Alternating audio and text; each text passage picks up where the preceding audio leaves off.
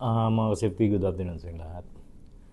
So ngayon meron ako isang concern. Sana makarating ito sa LTO at saka sa LTFRB. Tungkol nga pala sa mga e-bike. Alam ko lahat ng mga maniho ng e-bike ay walang mga lisensya at saka yung iba bata pa. May kalong pa ng mga anak, minsan nagtatawanan pa. At saka yung iba, talagang sigang-siga sa kalsada. Minsan, nasa gitna pa. Nasa highway yun, nasa gitna pa. At saka, minsan bigla nang liliko. So, ano naman ang labanan pag nadisgrasya sila? At sila ang nakadisgrasya. Halimbawa, nasagi yung may isang sasakyan na saginilan. So, ano naman ang labanan ng insurance? At sana naman, ito lang maparating ko sa LTO, kung wala pa yung batas na manghuli kayo ng mga e-bike, sana naman ay magkakaroon ng mga defensive driving, kahit defensive driving lang. Kung hindi pa kayang ng isyuhan ng mga yung lisensya, yung mga kaya bigyan na ng seminar ng mga defensive driving yung mga nagmamaneho ng e-bike. Kasi lalong-lalo na yan yung mga eskwelahan nasa along the highway lang.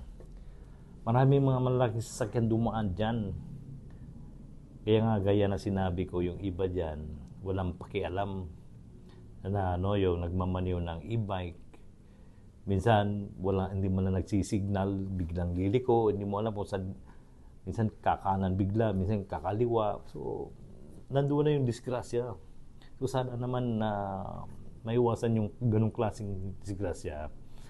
Kaya nanawagan ako sa LTO or sa LTFRB, kung wala pang batas na manghuhuli kayo, na hindi pa kayo pwede manghuli ng nagmamaneho ng e-bike, so sana naman magkakaroon ng yung defensive driving yung mga nagmamaneho ng mga e-bike. Kasi halos mga bata pa yung nagmamaneho ng mga e-bike, wala pang alam sa yan, sa regarding sa mga defensive driving sa kalsada. So kailangan naman bigyan ng seminar yung mga kahit hindi pinoprovide ng license, driver's license, dahil alam ko electronics yan, e-bike na tinatawag na e-bike.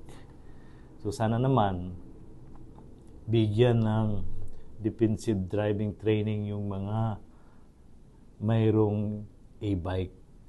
May nakausap na rin akong taga highway patrol tungkol nga sa mga e-bikers, mga nag-e-bike. Hindi daw sila pwede manghuli dahil wala parang batas.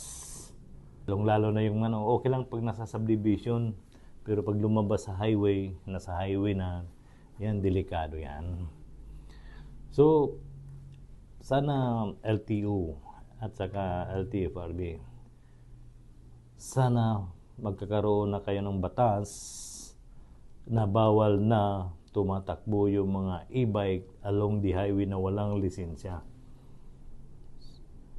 At saka, yun na nga ang gaya na sinabi ko, na kailangan ng mga defensive driving seminar yung mga yung mga kumukuha ng e-bike, kasi nasa highway din yan, gumagamit din sila ng So kailangan, nung pumunta ako sa may sa MUA, sa may Pasay, sa MUA Arena sa Pasay, may isang intersection diyan nakalagay doon na no U-turn, no left turn.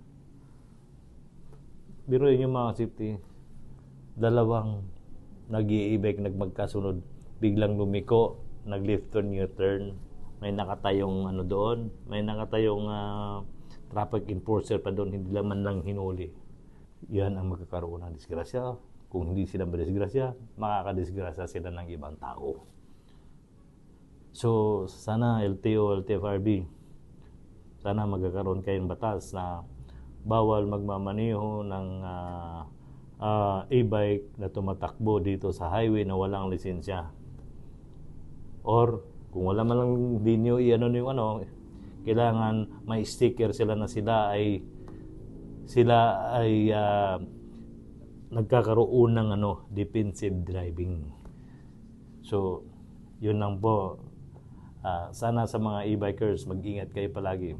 Kung sino may mga e-bike dyan, mag-ingat kayo palagi. Sana sundin natin ang batas trapiko.